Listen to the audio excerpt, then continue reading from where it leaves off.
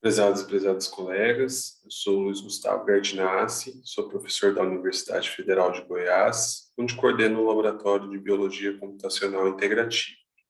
Gostaria de agradecer a Sandra Maroyama, a Carolina Catapreta e a Maria Fernanda Laranjeira Silva, que compõem o World Career Researcher Committee, para falar sobre biologia de sistemas da malária, aqui na primeira edição do SBPZ Talks. Então, a malária é uma doença que acompanha a humanidade desde muito tempo. É uma doença, é uma pandemia persistente, e esse termo, mal-ar, então vem do italiano ar ruim ou mal-ar, né? Pois acreditava-se que a malária era contraída através de gases de pântanos, né? Então respirar gases de pântanos levava à malária, e foi em 1880 que Charles Darwin descreveu, então, que a malária era causada por protozoários do gênero Plasmodium, né? E posteriormente Ronald Ross descobriu que os parasitas do gênero Plasmodium são transmitidos por vetor, né? E posteriormente foi identificado então que os mosquitos do gênero Anopheles são os transmissores da malária humana, né, do Plasmodium para humanos. E a malária então, né, causou 241 milhões de casos em 2020, né, sendo 627 mil casos fatais que ocorreram principalmente em crianças com menos de 5 anos de idade, vivendo na África subsaariana, né? Então, é a região onde existe maior mortalidade por conta dessa doença. Porém, a gente tem uma distribuição, né, na América do Sul, também no Oriente Médio, na Ásia e no Pacífico, tá? E a malária ela pode ser causada por várias espécies de Plasmodium. Algumas delas infectam exclusivamente humanos, como o Plasmodium vivax, que é a espécie predominante na América do Sul, né? O Plasmodium falciparum, o Plasmodium malariae. Já o Plasmodium falciparum é a espécie predominante na África e é a espécie que causa o maior número de casos graves e mortes, né, por malária. Porém, a gente também tem a distribuição aqui do Plasmodium vivax, malária e ovária, né, e na Ásia, Plasmodium falciparum, vivax e malária. Então, existem outras espécies que podem infectar humanos, causar surtos. Por exemplo, no Rio de Janeiro, o Plasmodium símil, recentemente foi descrito, né, causando um surto no Rio de Janeiro, ou mesmo Plasmodium knowlesi ou o Sinomode, que podem causar, então, infecções zoonóticas aí na Ásia. Exemplificando, então, o ciclo de vida do Plasmodium pelo ciclo do Plasmodium falciparum, a gente tem aí que, né, o estágio de esporozoíde se desenvolve aí no vetor anofilino, né, ele vai ser, então, injetado na pele do hospedeiro durante um repasse sanguíneo do anofilino fêmea, tá? E esses esporozoídos, então, eles são extremamente móveis e vão aí se movimentar e atingir aí a circulação sanguínea e também circulação linfática. Porém, quando eles então caem no sangue, eles vão ser levados até o fígado, e lá no fígado eles vão invadir, né, os hepatócitos e iniciar em um ciclo exoeritrocítico, ou seja, fora dos eritrócitos. E durante esse estágio, então, eles desenvolvem um estágio denominado esquizonte, através da esquizogonia, uma divisão celular, aí, e geração de merozoítos, né? Então, esses merozoítos vão ser formados no fígado e vão romper essas células e serem liberados posteriormente, então, na corrente sanguínea. E é na corrente sanguínea, então, onde a gente tem o início do ciclo eritrocítico.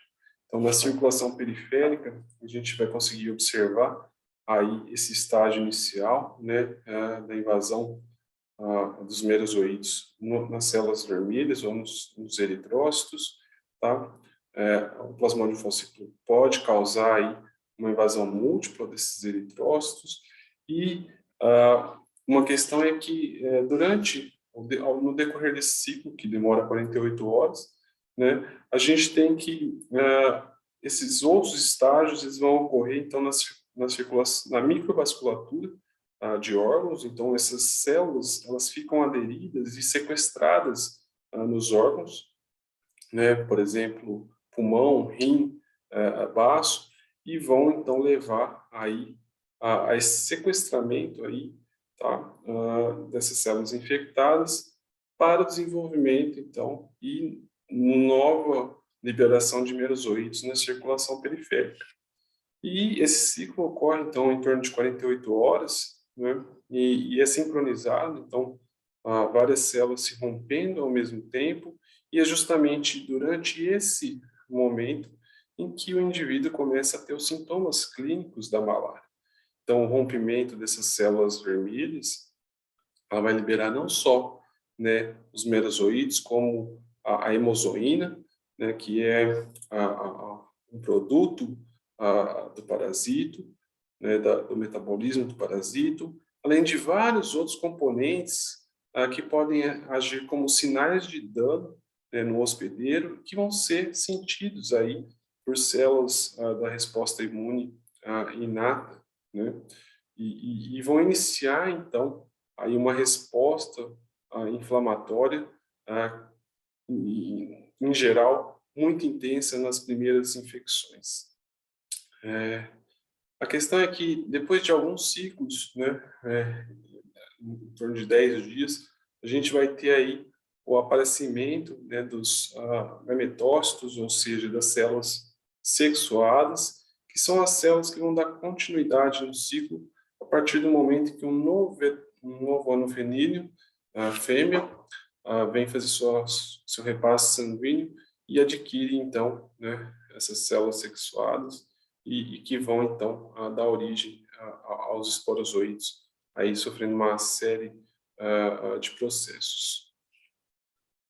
Então, é importante dizer, né, que nessa fase, então, os indivíduos vão desenvolver uma febre, né, outros sintomas, né, uma palidez, cansaço, e até, né, podem levar aí a sintomas graves, como anemia, né, no caso do Plasmodium falciparum, né, um sintoma grave é a malária cerebral, né, que pode levar o indivíduo a coma e até a morte.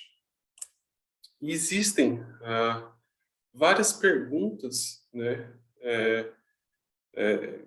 que não se sabe sobre a patogênese ou mesmo os mecanismos que conferem proteção durante a malária, né? Embora existam programas aí que visem a eliminação da malária, antes que isso ocorra, é preciso responder ainda várias perguntas, como, por exemplo, quais são os correlatos, né, de patogênese ou proteção, ou, por exemplo, por que e como as infecções assintomáticas se desenvolvem em indivíduos que moram em regiões endêmicas, ou, por exemplo, quais são os mecanismos de tolerância à malária ou à doença aí, que podem levar a novos conceitos e desenvolvimento de novas estratégias de diagnóstico, ou mesmo levar aí, né, a gente a superar a resistência às drogas que ocorrem hoje, desenvolver terapias que modifiquem, né, o curso da doença e ainda desenvolver e aprimorar vacinas, né? Então, hoje a gente tem uma vacina, né, a primeira vacina liberada contra a malária, porém ainda é uma vacina que ela não tem uma eficácia tão boa, né? E ela ainda é limitada aí ao Plasmodium falciparum, então ela é limitada a regiões, por exemplo, da África, né? E no Brasil a espécie predominante, por exemplo, é o Plasmodium vivax. Então existe uma necessidade aí de se investigar, né? E de se inovar na investigação, principalmente da ciência básica em relação à malária. E com isso, né, existe uma área do conhecimento que é a biologia de sistemas. E quais são os conceitos, então, da biologia de sistemas e como ela pode ajudar na inovação da aquisição desse conhecimento? Então, a gente sabe que um sistema biológico ele é constituído por várias camadas. A gente começa lá no genoma, né, que traz o quê? Uma coleção da informação biológica, de genes, né, que vão, então, constituir um organismo, tá? Porém, a gente sabe que nem todos os genes vão ser expressos em todas as células, então, cada célula, né, e cada órgão, ele vai levar a uma expressão gênica diferente, e essa coleção, né, de genes transcritos, ou seja, a gente tem aí, a gente parte do DNA, ocorre uma transcrição em RNA, tá? E essa coleção, então, de RNA, a gente denomina o transcriptoma, né? E a gente sabe, então, que cada célula, cada órgão, organismos diferentes vão ter perfis transcricionais diferentes, transcriptomas diferentes. E, obviamente, né, boa parte desse transcriptoma, ele vai ser traduzido em proteínas, né, para executar várias funções aí do organismo, tá? E essa coleção, então, de proteínas traduzidas em enzimas vão dar origem ao proteoma, e a gente sabe, então, que essas enzimas aqui codificadas, então, desde o genoma, tá? Passam pelo transcriptoma e proteoma, são responsáveis pelas reações químicas que ocorrem, então, num organismo, por exemplo, no humano, tá?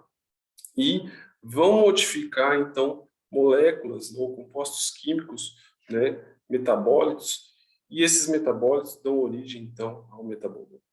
E tudo, né, isso, todas essas camadas, elas funcionam aí, né, coordenadamente para levar a um fenótipo, ou seja, para levar a um estado fisiológico, ou no caso, por exemplo, de influências ambientais, como, por exemplo, uma infecção, tá? Diferentes fenótipos. E a gente pode investigar, então, como, né, aquilo que a gente está observando devido a uma infecção, por exemplo, pela malária, né, reflete, então, nessas camadas moleculares. E para isso, né, várias ferramentas foram desenvolvidas ao longo do tempo, principalmente dos últimos 20 anos, né, e onde se começou aí principalmente desvendar aí o genoma humano, tá? E a partir disso, então, a gente passou a descobrir e inventar ferramentas para se estudar o epigenoma, transcriptoma, o proteoma, o lipidoma, o metaboloma, citoma e microbioma, né? Então, a gente sabe que tudo isso, tá, faz parte de um mesmo sistema, né, por exemplo, de humanos, tá, e age de forma integrada. E para isso a gente usa, então, ferramentas computacionais para avaliar, investigar e integrar esses dados todos, né? E com base nisso a gente começa a formular aí alguns outros conceitos da biologia de sistemas, onde a gente parte de genes ou proteínas ou metabólitos e a gente sabe que eles estão todos interligados, então, né, em redes moleculares, tá, que vão formar células, e essas células, né, estão ligadas em redes celulares que vão formar órgãos, e esses órgãos estão ligados, né, numa rede onde vai formar um sistema biológico, e obviamente indivíduos, né, a gente observa, então, toda a camada biológica, indivíduos funcionando em redes sociais, né? Então, o que a gente tem é que não adianta a gente avaliar uma, né, ou duas componentes de um sistema para a gente entender, né, como ele funciona. E sim, a gente precisa ter uma visão holística, ou seja, uma visão global para se entender, né, quais são as principais características aí que vão contribuir para esse fenótipo.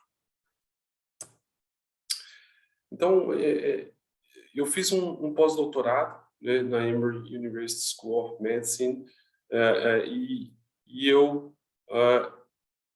fiz parte desse consórcio do Malaria Host Pathogen Interaction Center, e foi lá onde eu iniciei, então, meus estudos com a malária, o meu treinamento aí com algumas dessas ferramentas ômicas, e eu vou mostrar um pouco desses trabalhos, depois demonstrar para vocês como a gente tem utilizado, né, essas ferramentas para desenvolver nossa pesquisa aqui. Então, existem algumas particularidades sobre a biologia do Plasmodium vivax, né? O Plasmodium vivax, além daquelas estágios que eu demonstrei, né, para o Plasmodium falciparum, o Plasmodium vivax também pode desenvolver esses estágios chamados hipnozoídos, né, que são estágios que se mantêm latentes ali no fígado e podem permanecer por semanas, meses ou até anos e causar recaídas, tá? Então, novos episódios de malária sem que haja uma nova infecção, né? Então, essa é uma característica importante do Plasmodium vivax. E uma outra característica, né, que difere do Plasmodium falciparum é que o Plasmodium vivax ele infecta, né, as células vermelhas imaturas, ou seja, os reticulócitos, né? E acredita-se, né, isso se deve por exemplo, receptores de membrana, né, diferenças em receptores. Acredita-se que isso pode ser também por conta de metabolismo intrínseco do próprio parasito, da própria espécie Plasmodium vivax. Porém, o fato é que essa questão, né, do Plasmodium vivax infectar somente os reticulócitos, ela leva a parasitemias de menor intensidade. Então, a gente tem menos parasitas circulando ali, né? E estudos recentes eles demonstram que essa parasitemia periférica, né, ela não é um bom preditor da gravidade dessa a infecção por Plasmodium vivax.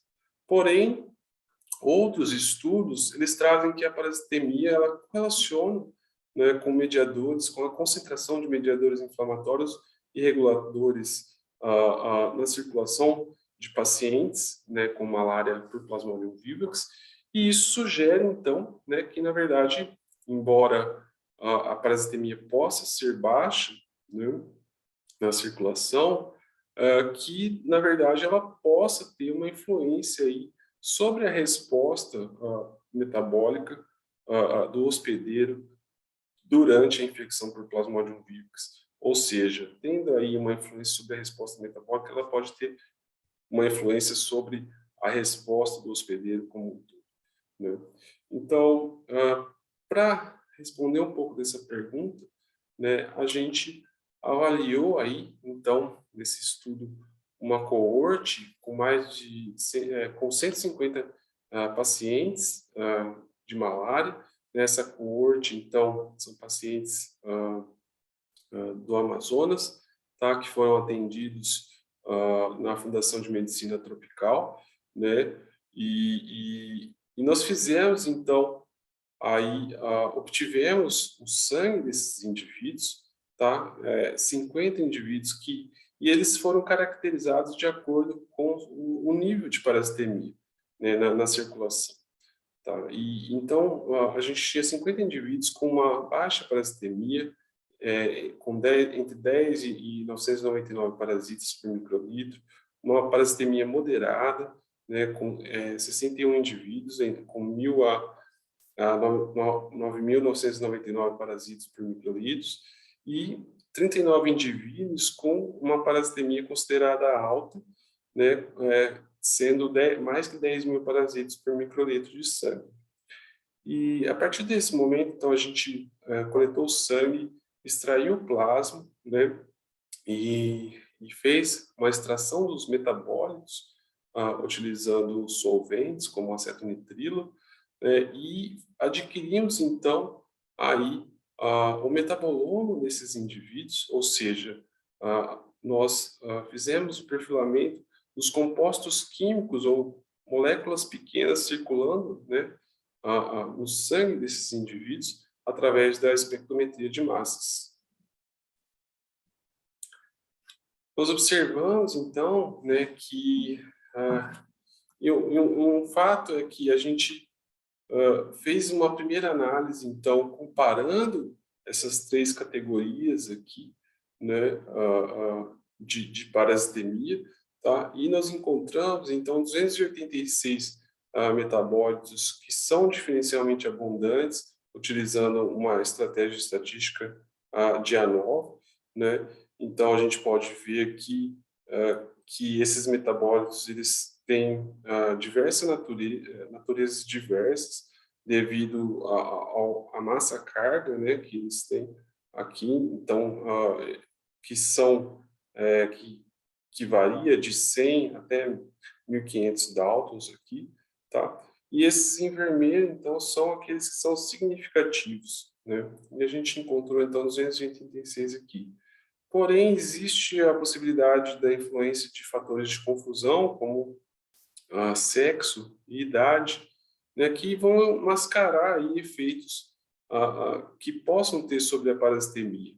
E para, então, superar isso, né, esses efeitos na verdade, corrigir, tá, esses efeitos, a gente fez uma regressão linear, né, ajustando, então, pela idade, pelo sexo, essas covariáveis aí, e com isso a gente obteve aí um número de 368 metabólitos que estão associados à parasitemia, ou seja,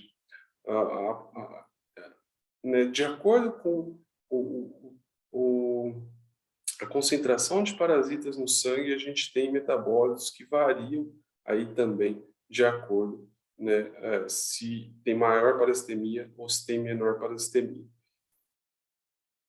Para dar um exemplo, então, né, a gente tem aqui, né, a carga parasitária, né, essa parasitemia, em log2, tá? E a gente pode observar aqui, então, dos indivíduos que têm menor carga até os indivíduos que têm maior carga parasitária, e nós temos aí metabólitos, então, no plasma desses indivíduos, tá? Que vão variar, né? Então, a gente tem uma menor concentração do vermelho para o amarelo, tá? Então, menor concentração desses metabólitos, desse grupo de metabólitos aqui, né? E a gente tem um outro grupo menor, um cluster menor aqui, tá? Que também varia, né? Mas, na verdade, eles variam, né, positivamente. Então, quanto maior a carga parasitária, também maior a concentração desses metabólitos no plasma desses indivíduos, né? Demonstrando, então, que existem diversas associações, né, e que isso pode estar relacionado tanto com o metabolismo do parasita quanto com o metabolismo do hospedeiro. Para dar alguns exemplos, a gente avaliou, né, e identificou alguns desses metabólitos, né. A gente tem aí, por exemplo, quando existe uma hemólise causada pela malária, né, existe a liberação de hemoglobina e também do grupo prostético M, né, ele vai ser liberado. Esse é um grupo, esse é um composto bastante reativo, né, tem, então, ele leva a uma resposta pró-inflamatória e rapidamente, então, ele ativa processos antioxidantes, como a expressão de hemioxigenase, que vai, então, fazer a conversão do heme em biliverdina, e essa biliverdina vai ser convertida em bilirrubina pela biliverdina redutase. E é interessante que o que a gente observou foi o quê? Que justamente, né, esses produtos da degradação do heme, como a biliverdina, bilirrubina, ou a bilirrubina conjugada, como glucoronidase ou beta-dicloroguronida, né, elas estão associadas aí com a parasitemia. A gente tem aí, quanto maior, né, a carga de parasitos no sangue desses indivíduos, tá? Maior os níveis desses produtos da degradação do heme. Então, demonstrando que, embora, né, a gente tenha aí menores parasitemias desenvolvidas por esses indivíduos com Plasmodium vivax, a gente tem aí né, algo que é significativamente correlacionado com a parasitemia, com os níveis de parasitos, sugerindo que a parasitemia ela pode sim está associada aí a causar, né, uma resposta mais pró-inflamatória, e que isso pode, então, estar associado com esse desenvolvimento dessa resposta pró-inflamatória. Ao mesmo tempo que a gente tem essa associação positiva, tá, com a parasitemia, a gente observa que quanto maior os níveis, né, de parasitas circulantes aí no sangue, a gente tem menores níveis desses ácidos graxos, tá? Como palmitoilcarnitina, esteroilcarnitina, heptadecanoilcarnitina, e estão relacionados ao transporte pela carnitina, né? E pela oxidação de ácidos graxos na mitocôndria. Então, sugerindo, por exemplo, né, que esses ácidos graxos podem ser fontes, por exemplo, nutricional dos parasitas, né, no sangue desses indivíduos. Então, para fazer aqui, fechar uma conclusão parcial, nós temos que a parasitemia causada por Plasmodium vivax, ela é associada à abundância de metabólitos nos plasma dos hospedeiros, né, que o sexo e a idade elas podem ser fatores de confusão e mascarar, né, associações entre a parasitemia e outros, né, até outros variáveis, né, e associação com metabólitos. A gente tem que uma maior parasitemia ela é associada a uma maior abundância, né, de produtos da degradação do M, e uma menor parasitemia ela está associada a uma maior abundância de lipídios, especialmente ácidos graxos aí no plasma desses indivíduos. Tá? Então, um outro trabalho, né, desenvolvido então nessa época, tá, foi esse trabalho onde a gente fez uma integração aí de dados de metabolômica e transcriptômica, né? E para realizar esse trabalho a gente fez uma colaboração com pesquisadores na Colômbia, o Dr. Sócrates Herrera e a Miriam Arevalo Herrera, né? Que desenharam e executaram então um experimento, né, uma infecção controlada em humanos por Plasmodium vivax. Então, eles recrutaram, né, 2 grupos de indivíduos que eram naives, ou seja, nunca tinham tido malária, nunca tiveram malária, e um grupo que já havia tido malária por Plasmodium vivax antes, né, então denominado de semi-imune, tá, porque eles não desenvolvem imunidade completa, não desenvolveram imunidade completa, tá? Então, para esse estudo, né, esses indivíduos foram recrutados e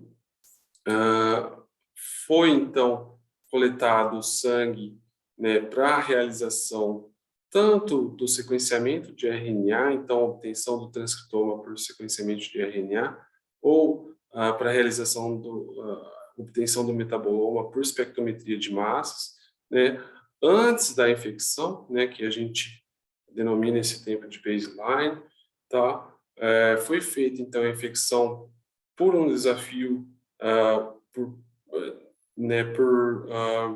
anófeles infectado, né? E entre 10 e 12 dias, né, os indivíduos foram diagnosticados a partir do aparecimento de parasitemias nas gotas sanguíneas, no exame, na microscopia, tá? E foram tratados aí, né, nesse período, e a gente fez uma nova coleta, então, após 3 semanas após o tratamento aí desses indivíduos. E a partir disso, então, a gente começou a se perguntar se existiam, né, quais eram os efeitos da infecção e se existiam diferenças entre esses grupos de indivíduos. E começando, então, né, pela transcriptômica, a gente observou que, na verdade, né, a infecção, né, ela leva aí à ativação ou repressão de diversos genes, e esses genes estão envolvidos, por exemplo, com a resposta de interferon do tipo 1, com a resposta inflamatória, né, com células mieloides ou linfócitos B e T, e diversos outros processos funcionais. Então, para dar um exemplo mais relevante aqui, a gente pode observar aqui nessa coluna os efeitos, então, que ocorrem entre o indivíduo semi-imuno e o indivíduo naive, né? E a questão aqui é que a gente observa que existe um aumento, então, da ativação, uma ativação aí dessa resposta inflamatória, né, por toll-like, ou sinalização inflamatória, ou né, receptores enriquecidos em células mieloides, ou enriquecimento de monócitos, tá? Também essa rede, né, de assinatura de células dendríticas, né, de genes envolvidos, por exemplo, com a resposta de neutrófilos, estão todos mais upregulados, né, em relação aos indivíduos naivos. Então, demonstrando que esses indivíduos que têm uma imunidade prévia, ou seja, que têm uma tolerância aí, embora eles não consigam controlar a parasitemia da mesma forma que os indivíduos naivos, eles têm uma ativação maior aí da resposta imunidade, enquanto a gente vê aqui que módulos relacionados à resposta adaptativa, né, como o módulo enriquecido em célula T ou sinalização e ativação de célula T, tá? Eles estão reprimidos nesses indivíduos, né? Quando a gente fala de módulos gênicos, o que a gente está querendo dizer? Então, na verdade, a gente está querendo mostrar aqui uma rede de genes que representam, né, esses processos ou células. Como um dos casos aqui, então, é esse módulo neutrofílico, representando, né, a resposta de neutrófilos, onde a gente observa que a maior parte dos genes que compõem esse módulo estão upregulados, ou seja, tem uma regulação positiva nos indivíduos semi-imunes comparado com os indivíduos naivos, né? Demonstrando, então, que, sugerindo que existe uma maior ativação de neutrófilos nesses indivíduos, além de outras vias da imunidade inata. Já avaliando o metaboloma, então, desses indivíduos, a gente observa inicialmente, né, de forma em relação ao tempo, tá? A gente observa que, né, o próprio diagnóstico e o baseline, eles têm perfis, né, os indivíduos têm perfis mais parecidos do que após o tratamento. Então, a gente vê que o tratamento ele tem uma influência muito grande no metaboloma desses indivíduos, né, demonstrando aí que, obviamente, né, o tratamento desses indivíduos vai levar a alterações metabólicas, né, que podem estar relacionadas, então, até ao modo de ação das drogas que ocorrem, as quais são utilizadas para o tratamento. E é interessante que a gente observou também, né, quando a gente para avaliar alguns metabólitos que foram identificados, então a gente vê que o triptofano, né, os indivíduos semi-imunes tiveram uma redução, os indivíduos naivos, né, tiveram uma redução aqui no momento do diagnóstico, né, enquanto os indivíduos semi-imunes, né, não têm alterações significativas em relação ao baseline. Já a quinurerina, né, ela aumenta muito aqui no indivíduo naivo e durante o diagnóstico, né, no momento do diagnóstico, e também não tem uma alteração significativa nos indivíduos semi-imunes. Isso é importante, então, porque realmente o triptofano, né, ele é convertido em formilquinorenina, que é convertido em quinorenina. Então, a gente sugere aqui, né, então, que ocorre uma ativação desse metabolismo do triptofano nos indivíduos naive que não ocorre nos indivíduos semi-imunes, e isso pode estar relacionado, então, a diferenças nas características fenotípicas desses indivíduos. A gente observou, né, que várias vias metabólicas podem ser ativadas aí durante, né, o curso da infecção, dependendo se naive ou semi-imune, né, ou se todos os indivíduos juntos. Porém, a gente também tem diferenças entre os indivíduos naivos e semi-imune, né? A diferença mais característica foi, então, a ativação aqui dessa via de metabolismo do linoleato, que foi, então, né, diferente entre o naive e o semi-imune. Outras vias aí, né, após o tratamento, a gente tem ativação do metabolismo de pirimidina, ou mesmo, por exemplo, no metabolismo de tirosina. Nós partimos, então, depois, para fazer a integração desses dados, né, nós utilizamos aí um método denominado rede de comunidades hierárquicas, né, onde a gente agrupa os genes em clusters e os metabólitos também em clusters, né, para depois, então, a gente avaliar a interação entre os clusters de genes e clusters de metabólitos. Então, é preciso dizer que cada um desses, né, desses vértices, né, eles são, então, uma network, uma rede por si só, né? Então, a gente tem aí, tá, que existe aí uma relação pequena, né, quando os indivíduos não têm a infecção, então a gente consegue avaliar, ver que existe uma associação entre um único módulo, um único cluster de metabólitos e um cluster de genes, enquanto após a infecção, né, quando a gente tem a infecção, então, desses indivíduos, ocorre aí, né, um grande número de associações, tá?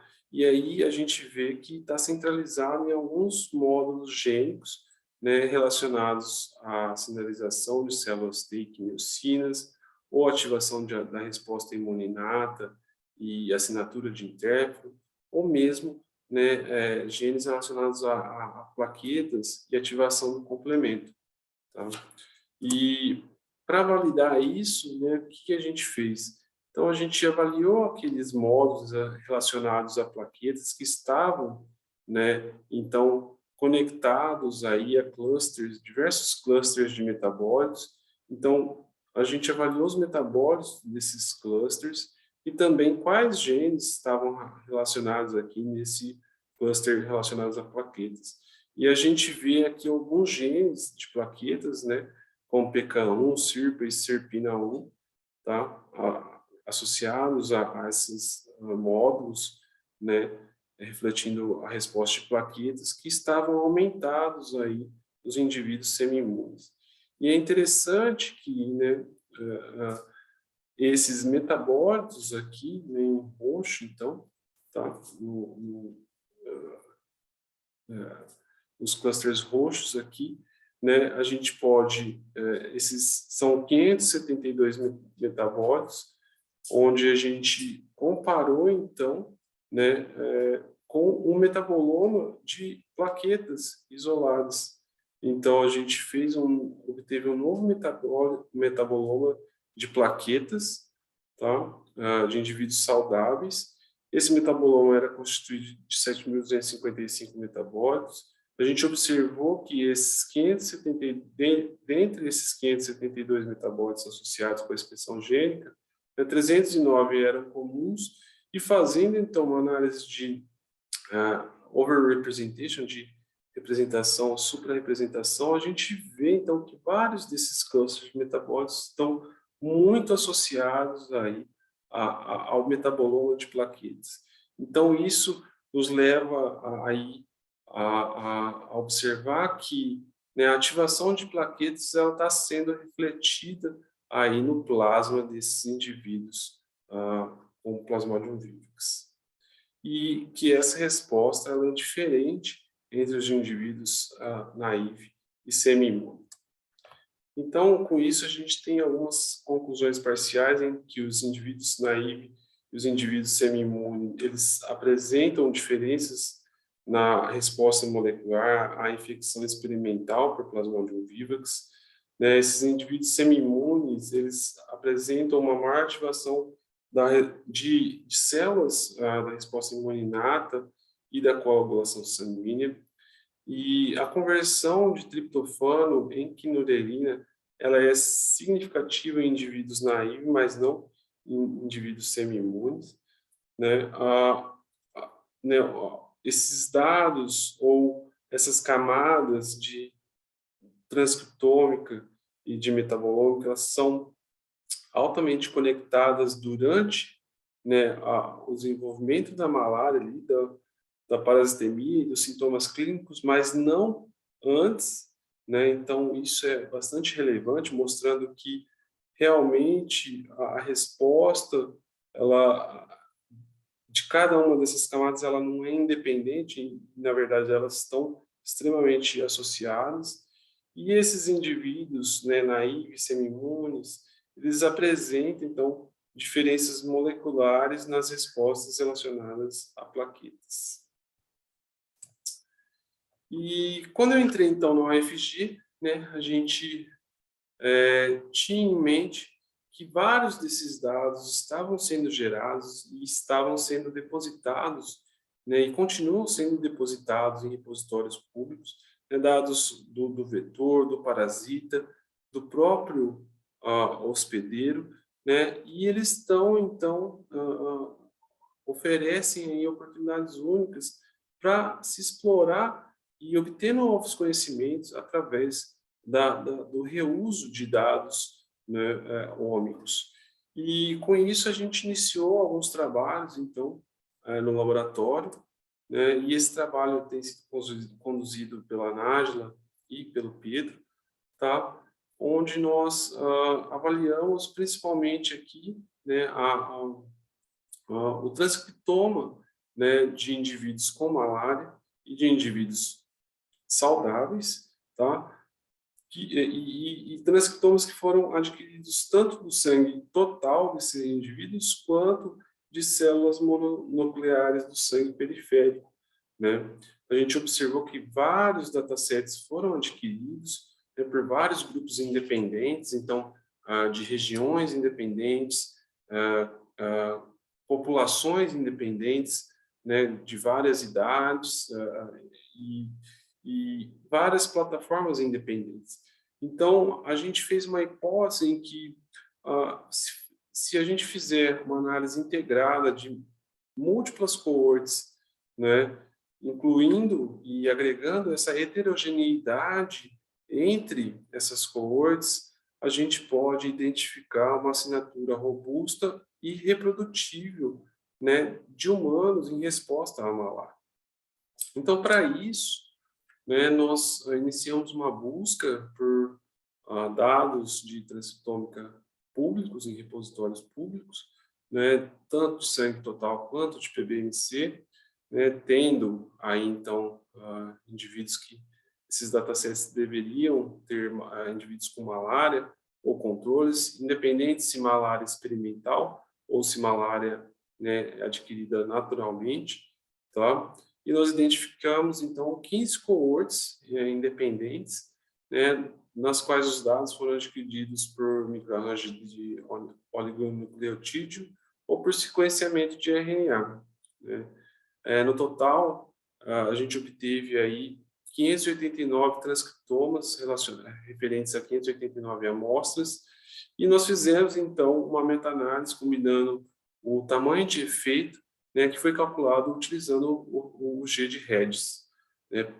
E com isso a gente obteve aí uma assinatura, né, gênica de 473 genes diferencialmente expressos que são comumente encontrados aí nesses 15 coortes diferentes. E esses genes são extremamente significativos, tá? Com 231 genes up-regulados aqui em vermelho e 242 genes down-regulados. Né? Então, como exemplos, a gente tem alguns genes relacionados ao metabolismo, né? Ou mesmo um gene aqui, FITM3, que é relacionado à resposta de interferon.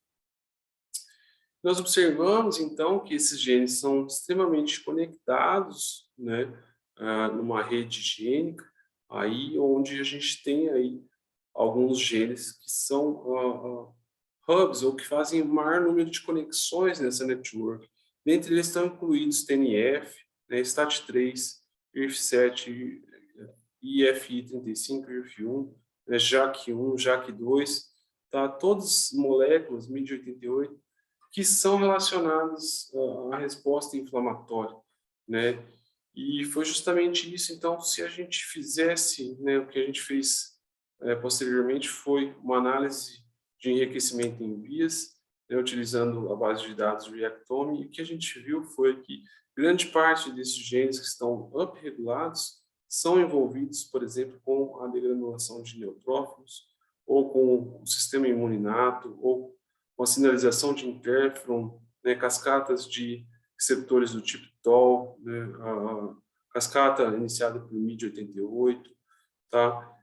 Sinalização de citocinas, demonstrando que realmente a ativação da imunidade inata ela é constante aí nessas coortes de pacientes com malária. Enquanto que, ao mesmo tempo, a gente tem aí, né, uma regulação negativa de genes relacionados à resposta imune adaptativa, ou à sinalização de TCR, ou mesmo a sinalização do receptor Fc-epsilon, né? Demonstrando que parece existir aí uma troca, ou mesmo, né, uma dinâmica, né, onde, obviamente, a resposta imuninata ela vai responder inicialmente, e isso pode estar relacionado ao desenvolvimento e maturação aqui da resposta adaptativa, né, durante a fase aguda da doença. Mas é interessante que, utilizando essa network aqui, né, e essa assinatura de 400 genes, a gente não consegue discriminar todos os pacientes dos controles, né?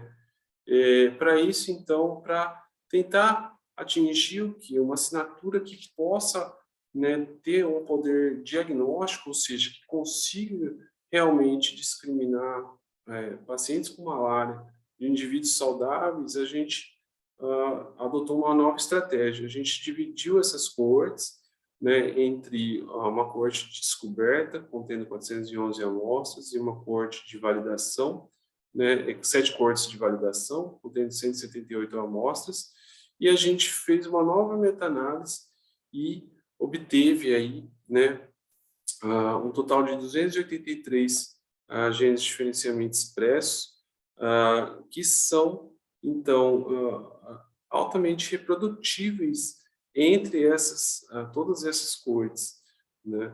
E a gente vê que 96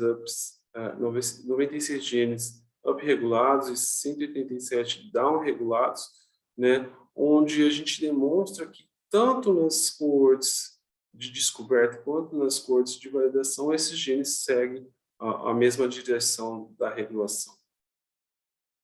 E é interessante, então, que utilizando então, essa assinatura, né, de 283 genes, a gente consegue, né, discriminar, fazendo uma análise de ROC, né, a gente consegue discriminar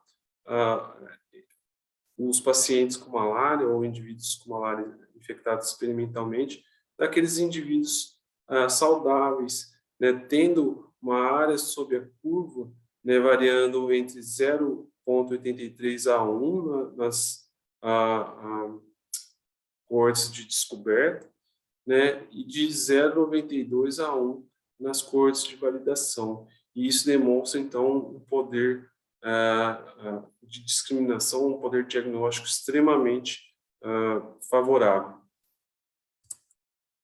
Então, para concluir essa parte aqui, né, a gente tem aí que, explorando transcriptoma, dados de transcriptoma públicos, né, foi possível identificar uma assinatura unificada da resposta do hospedeiro à malária, né, DEGs, ou genes diferencialmente expressos comumente, eles, entre cores distintas, né, comuns entre cores, são envolvidos numa rede extremamente conectada, né? A malária aguda, ela ativa a resposta imune inata e suprime vias relacionadas à resposta imune adaptativa, né?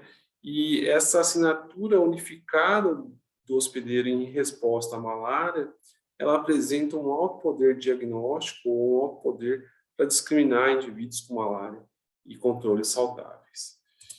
Por fim, então, eu gostaria de concluir aqui que a biologia de sistemas, ela avança o entendimento da biologia da malária, e com isso, né, a gente tem aí a definição que diferentes compartimentos dessa resposta do hospedeiro durante a malária, eles não são independentes um do outro, ou seja, eles estão associados e provavelmente estão mecanisticamente